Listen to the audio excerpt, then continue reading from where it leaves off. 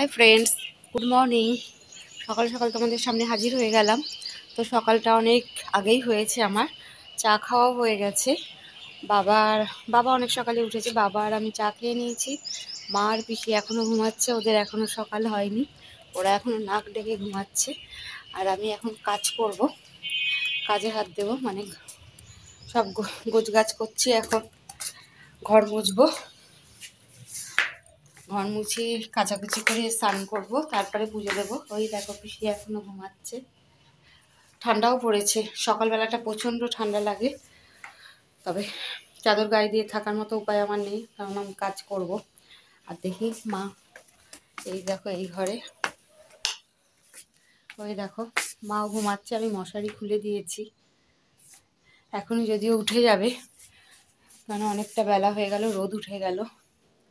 এবার আমি আমার কাজ করব। দেখতে দেখতে কতটা বেজে গেল।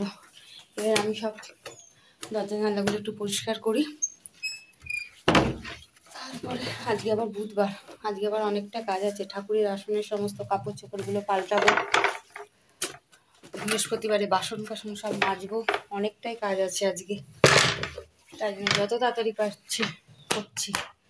যদিও আজকে অনেকটা সকালে উঠতে পারিনি, লেট হয়ে গেছে, ঘুম ভাঙতেই লেট হয়ে গেছে। তাহলে আমি এখন কাজ করি, তারপরে তো আবার আসবো তোমাদের সঙ্গে গল্প করতে।